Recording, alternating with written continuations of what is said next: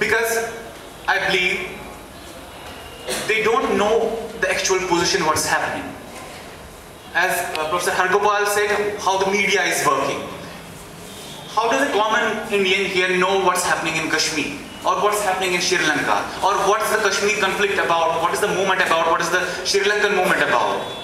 There is a discourse which is created by the Sri Lankan state that Sri Lankan movement, the Tamil Ilam movement, is just a terrorist movement. LTT is just a terrorist organization, and the whole movement is terrorist, and whoever supports the Tamil Ilam is a terrorist. The same thing is happening in Kashmir. Whoever supports, whoever asks self-determination, whoever raises these issues which I raised now, enforces disappearances, rapes or torture, is branded as a terrorist, because the question of the state is, Indian state is questioned, the Indian sovereignty is questioned.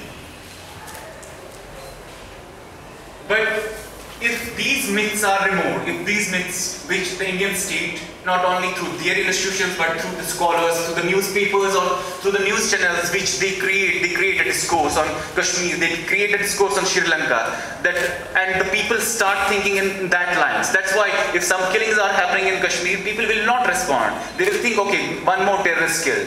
3 people which I quoted here were just laborers, and they were taken to the border, killed and called as foreign terrorists. People will believe that they are foreign terrorists because the discourse created by Indian state is such.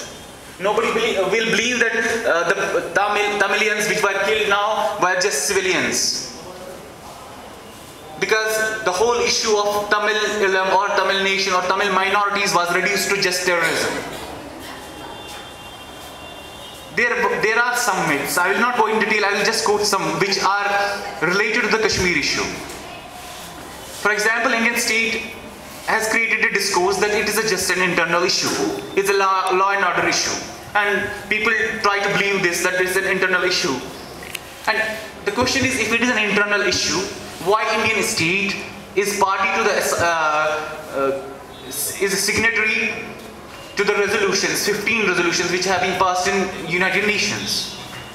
Why Indian state claims sometimes that it is a bilateral issue then, if it is just an internal issue?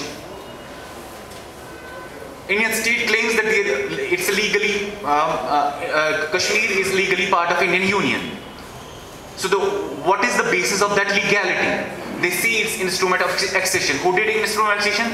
Maharaja. Who was Maharaja? Who was facing the rebellion in his own state.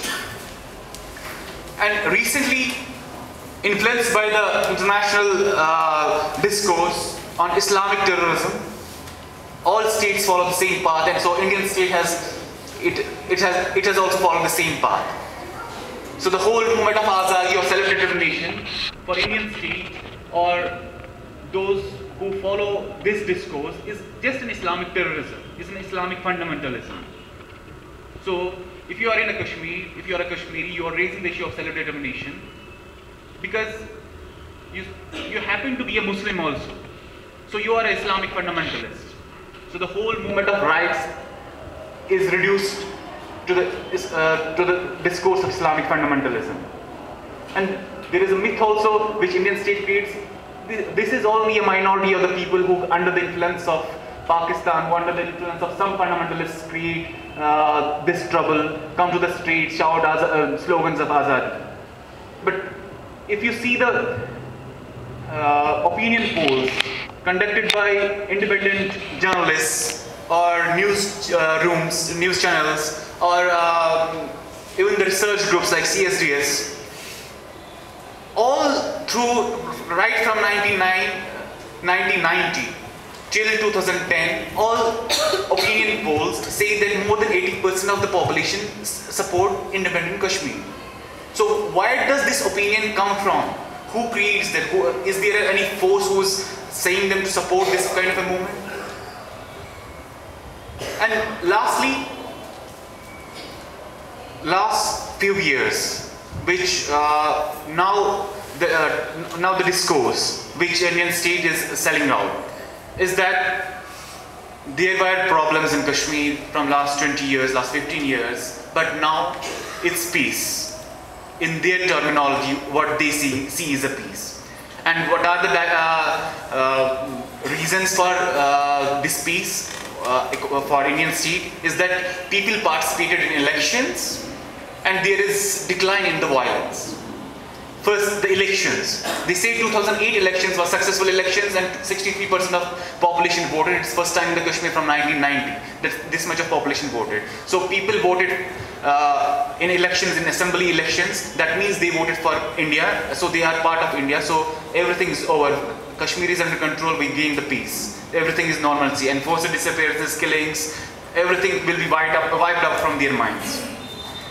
But people voted for elections, and if you see the news reports, even the recorded interviews of the people who were on the lines of the for the voting, they say that they voted for the elections, they voted for the local governance, because even the pro-self-determination groups, they can't provide the local roads, they can't provide the schools.